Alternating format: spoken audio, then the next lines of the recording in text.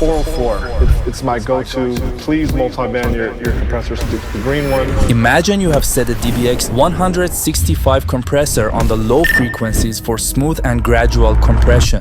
And this McDSP 404 on there, multiband compressor, that's also usually there, most of my vocals.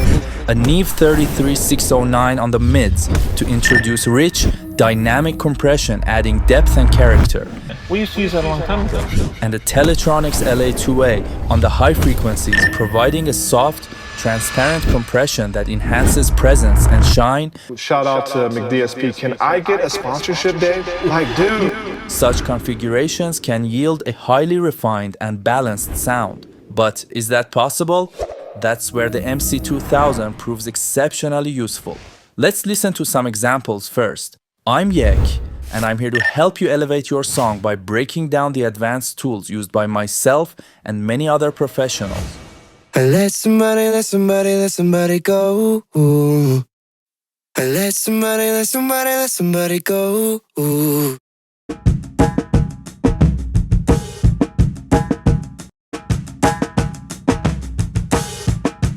I've precisely replicated Jaycen Joshua's and Bainz's MC2000 settings for vocals, along with many other mixing templates and vocal chains, all available for free to members. Check the description for the link. Multiband compression is used to enhance the clarity and balance of a mix. Unlike standard compression, which applies uniform dynamic control across the entire frequency spectrum, multiband compression divides the audio signal into multiple frequency bands. Each band is then processed independently, allowing for precise control over the dynamics of specific frequency ranges. Multiband compression addresses issues like excessive bass, harsh midrange, or piercing highs without affecting the other elements of the mix. This selective processing helps to retain the natural character of the audio while still managing dynamics effectively. For instance, in a vocal track, multiband compression can tame the sibilance in the high frequencies while simultaneously controlling the punchiness of the lower midrange. Here are some examples. Let somebody go. Let somebody go. In a full mix, it ensures that the bass doesn't overpower the vocals or that the cymbals don't mask other instruments. The ability to independently compress different frequency bands also provides a creative tool for shaping the tonal balance of the mix. It allows for subtle adjustments that enhance the overall clarity and impact, ensuring that each element of the mix sits well within the desired dynamic range. The MC2000 plugin has the power and flexibility to emulate any other compressor or create custom compressors in 2, 3, and 4 band configurations. Imagine a 3-band stereo compressor with a DBX 165 on the low frequency band, a Neve 33609 on the mid frequency band, and a Teletronix LA2A on the high frequency band.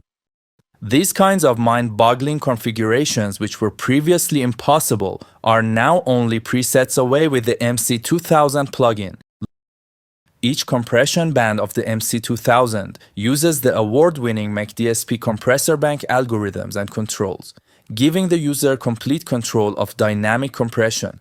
Common controls such as output, makeup gain, threshold, compression, ratio, attack, and release are provided, as well as non-standard knee and bite controls, which allow the articulation of compression characteristics in unique and exciting ways. This multiband compressor has 4 main parts: crossover display, compression display, compressor, and master section. The compression sections of the MC2000 plugin are comprised of 4 controls: threshold, compression, knee, and bite, bidirectional intelligent transient enhancement. In audio compression, the threshold is a key parameter that determines when the compressor starts to reduce the volume of an audio signal. Here's how it works. I'll demonstrate it using a different compressor plugin so you can see the process visually. You set the threshold level in decibels, dB. This level acts as a trigger for the compressor. When the audio signal exceeds this set level, the compressor begins to engage.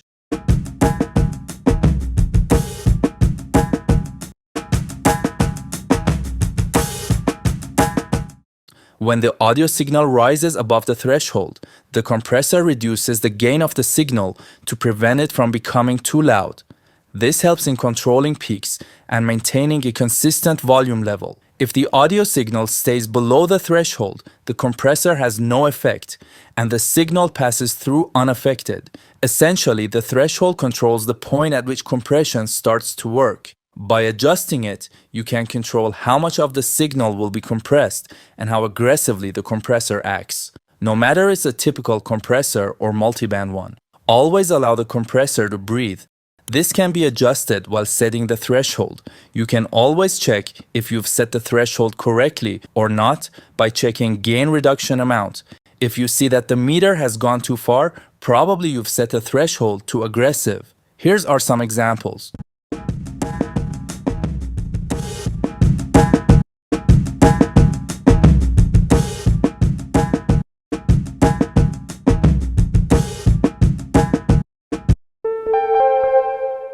The amount of compression, also known as the compression ratio.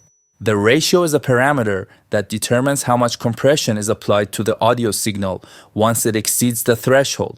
Setting it to smaller amounts means less compression, and increasing it to higher values means more compression. For example, when you set it to 2, less compression will be applied, so the compression effect would be less audible compared to setting it to higher amounts. Here are some examples.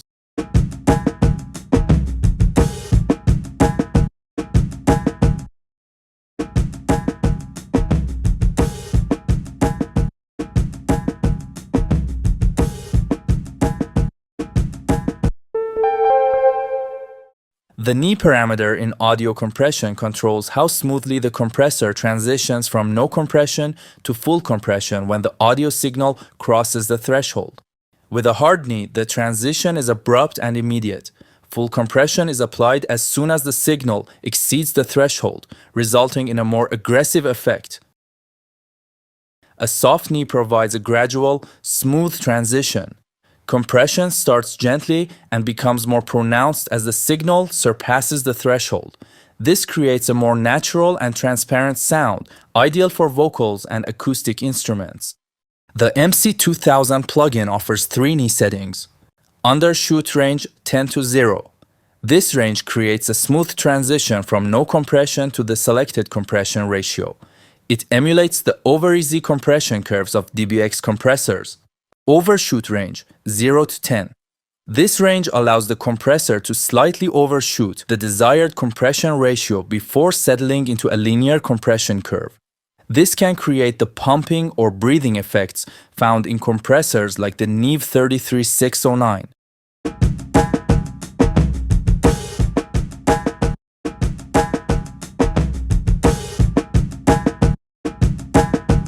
Overshoot with compression tail 10 to 15. This setting continues the overshoot effect and adds a compression tail. It allows some strong transients to pass with less compression, giving the signal more presence or top end, similar to devices like the Teletronix LA2A. The Neve control on the MC2000 smoothly transitions between these settings, offering a wide range of compression effects. This flexibility allows you to explore different compression styles and techniques, all within a single control. The bi-directional intelligent transient enhancement control gives the compressor more bite. As this control is increased, transients are allowed to pass through the compressor, while the overall compression amount is the same.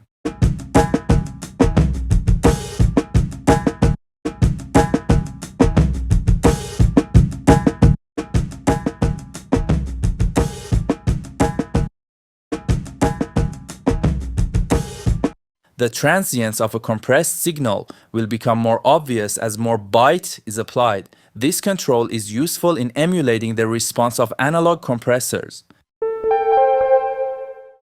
Compressors use a circuit to track the signal changes over time as they exceed the threshold control level. Such circuits have time constants, attack and release, to articulate the response of the circuit to signal changes. These circuits, in conjunction with the compressor controls, shape the overall sound of the compressor. Attack, The attack setting controls how quickly the compressor starts to reduce the volume when the sound gets too loud. If it's too fast, the sound might become uneven.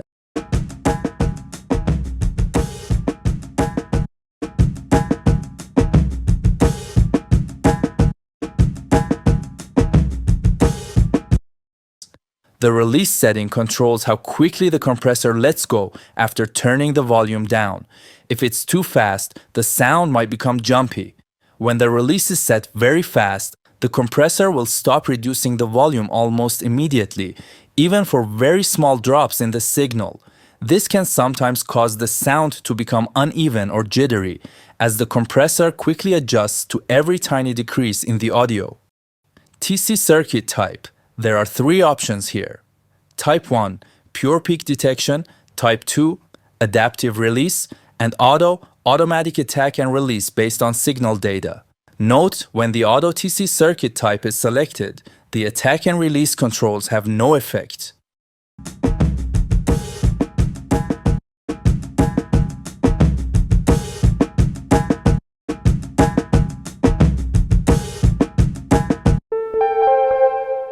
The MC2000 plug-in has metering for each compression band, compression gain and selectable input or output metering, and final output metering.